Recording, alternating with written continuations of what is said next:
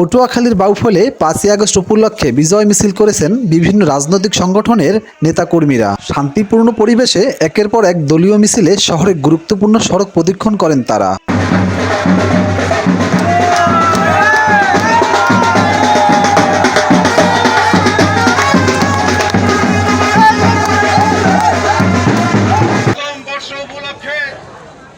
আজকে যারা এই র্যালি এবং মিছিলে অংশগ্রহণ করেছেন তাদের কাছে আমরা কৃতজ্ঞতা প্রকাশ করছি।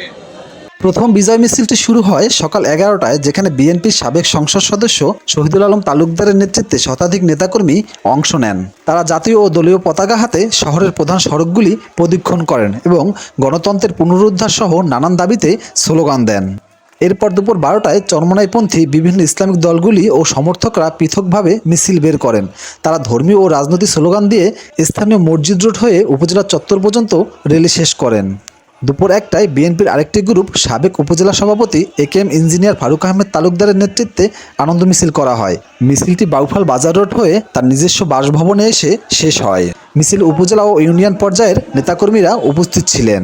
অল্প সময় ব্যবধানে দুপুর 1টা 30 মিনিটে বাউফল জামায়াতের নেতা ডক্টর শফিকুল ইসলাম মাসুদের পক্ষ থেকে আরেকটি বিজয় মিছিল বের করা হয়। আনন্দ মিছিলে ইসলামিক ও রাজনৈতিক স্লোগান দিয়ে শান্তিপূর্ণভাবে শহর প্রদক্ষিণ করেন।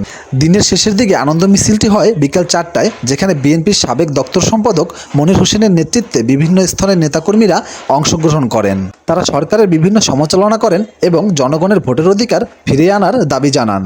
পুরো আয়োজন ঘিরে বাউফলের রাজনীতিতে দিনটি বেশ সরব ও উৎসবমুখর ছিল।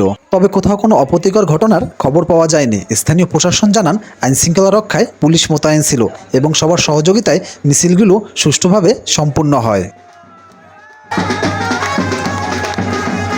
সরেজমিন, সোহেল গাজী, বাউফল।